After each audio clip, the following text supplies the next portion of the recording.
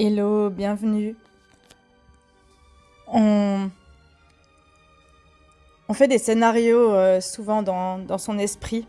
Quand on a peur, on va projeter le futur, on va faire l'algorithme de tout ce qui va se passer pour être prêt si ça arrive. Et on se prend la tête. Et à contrario, imaginez que si quand vous arriviez dans le monde, on vous donnait un script dans les mains, à dire, bah voilà, ta vie, elle va se dérouler comme ça, comme ça, comme ça, comme ça. Est-ce que vraiment vous voudriez ça? Ou est-ce que c'est pas chouette, malgré les aléas de la vie, les difficultés, tout ce qu'on peut vivre? Est-ce que c'est pas chouette de le découvrir?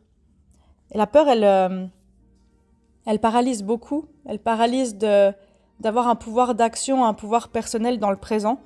Parce que on est souvent à projeter dans le futur en fonction de ce qui s'est passé dans le passé, en fonction de ce qu'on connaît. Et puis, le cerveau, il a tendance à se protéger et focaliser sur le négatif et sur la peur, en fait, de fonctionner à partir de la peur. Et il y a quelque chose de magnifique en nous, je trouve, qui s'appelle la plasticité cérébrale, neuronale. C'est en fait la capacité de votre cerveau à se restructurer, à recabler des neurones différemment et à les moduler. Et en fait, c'est prouvé par la science que quand on pratique la méditation et la pensée positive, en fait, nos neurones se restructurent. La résilience, elle apparaît aussi quand, à chaque fois que je revis quelque chose de difficile ou qu'un vieux trauma se réactive, je peux en faire quelque chose de différemment, je peux en penser quelque chose de différent en fait à chaque fois.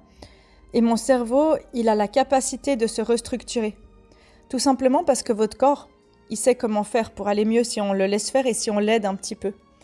Et du moment qu'on a un mental très envahissant, on peut l'utiliser pour voir les choses en termes de possibilités, de solutions, d'ouverture, d'alternatives et tout simplement de possibilités plutôt que de freins, de murs, de peurs, d'impossibilités. Et de fonctionner en dehors de la peur, c'est pas si facile. C'est pas si facile, mais pensez que vous pouvez entraîner ça, votre cerveau, vos neurones, votre capacité à transformer tout ce qui vous fait peur en positif, en gratitude et en résilience à chaque instant.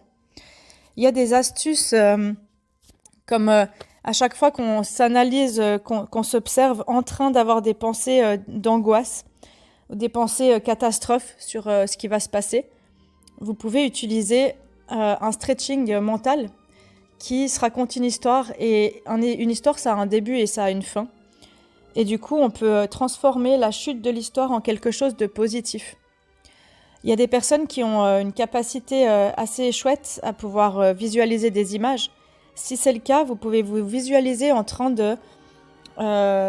d'affronter la situation de manière positive et vraiment de rêver tout ce moment à venir de manière belle, de sorte que tout se passe bien.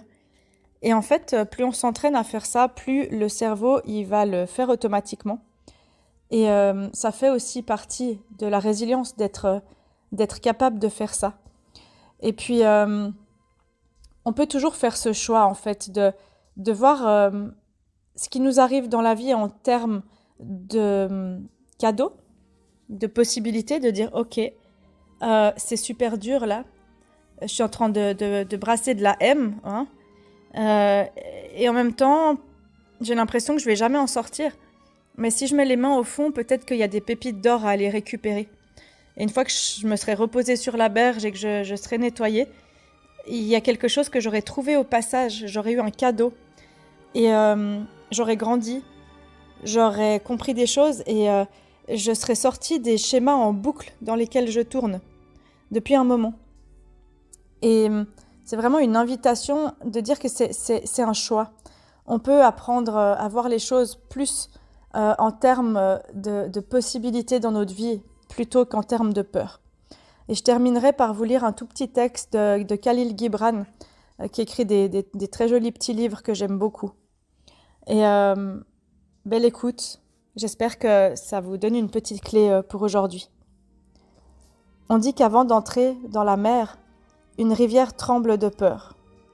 Elle regarde en arrière le chemin qu'elle a parcouru, depuis les sommets, les montagnes, la longue route sinueuse, qui traverse des forêts et des villages, et voit devant elle un océan si vaste qu'y pénétrer ne paraît rien d'autre que devoir disparaître à jamais.